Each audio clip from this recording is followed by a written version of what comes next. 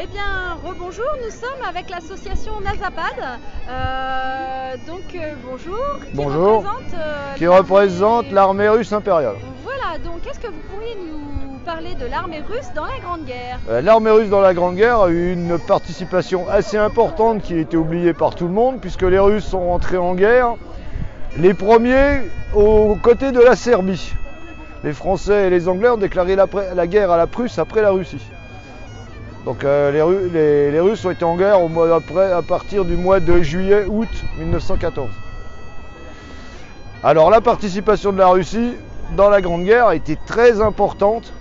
On l'a complètement oublié, mais le front de l'Est a mobilisé des divisions assez importantes de l'armée allemande et autrichienne, puisqu'ils ont eu, eux, à faire face à même 3 belligérants différents. Ils ont eu contre eux l'Allemagne, l'Autriche-Hongrie, la Bulgarie et la Turquie. Tout ça sur leurs frontières, puisque la Russie étant assez étendue, donc ils avaient tous ces pays-là à leurs frontières. Alors la participation, on l'oublie beaucoup, ne serait-ce qu'en 1914, les Russes ont mobilisé rapidement, ont été prêts à attaquer rapidement et sont entrés en guerre soit une soixantaine de jours après la déclaration de guerre. Pendant que l'armée allemande attaquait l'armée française sur la Marne. Donc ils ont enfoncé l'armée allemande et ils sont rentrés en Prusse orientale, et ils s'approchaient de Berlin à une vitesse assez forte, ce qui a donné peur à l'état-major allemand, qui a retiré des divisions du front de l'Ouest, c'est-à-dire en France, pour les renvoyer sur le front de l'Est. Ça, c'est une chose qu'on a complètement zappée dans l'histoire quand on parle de la bataille de la Marne. Le soulagement des offensives russes contre l'armée allemande. Après, bon, il y a eu beaucoup de combats, donc surtout contre les Austro-Hongrois, contre les Turcs, contre les Bulgares. Il y a eu la grosse offensive de 1917, les offensives Brusilov qui sont tombées en même temps que les offensives françaises, les fameuses offensives Nivelle. Bon, il faut dire qu'en 1917, ça s'est moins bien passé pour les Russes parce que c'était la période post-abdication du tsar, gouvernement provisoire, début des mutineries dans les régiments russes, début de la guerre civile, on va dire. Donc les Russes se sont battus un peu entre eux, un peu contre les Allemands, un peu contre les Austro-Hongrois, un peu contre les Bulgares, contre les Turcs. Et début 18, ils ont dit bon, nous on peut plus, parce que c'est trop le bordel, excusez-moi du terme, c'est trop le bordel chez nous. Donc ils ont demandé un armistice aux Allemands. Les Allemands ne demandaient rien de mieux que ça, parce qu'ils ont dit si on n'a plus à se battre contre les Russes, on va pouvoir envoyer toutes nos divisions en France, ce qui a donné le sursaut allemand de 18 sur le front français.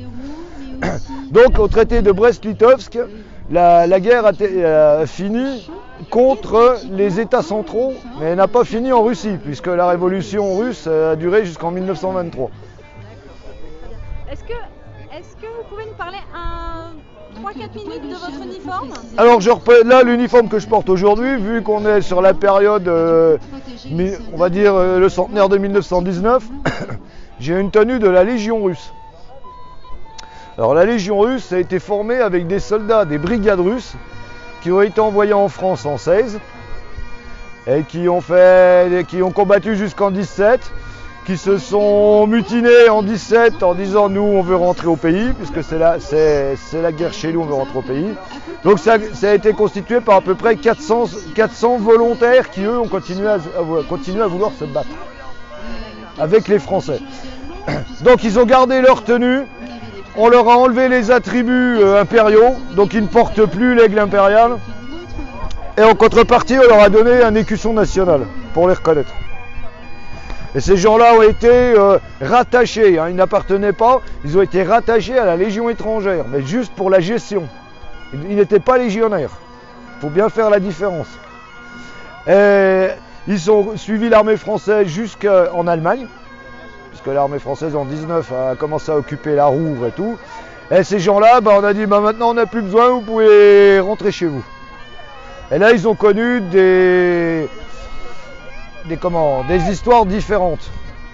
Il y a eu un célèbre maréchal de l'Union soviétique, c'est Rodion Malinovski, qui a été soldat aux brigades russes, qui était soldat à la Légion russe et qui est rentré en 1919 en Russie et qui a combattu dans l'armée soviétique, du moins à l'époque on appelait l'armée bolchevique, et qui a fait carrière dans l'armée et qui a fini maréchal de l'Union soviétique.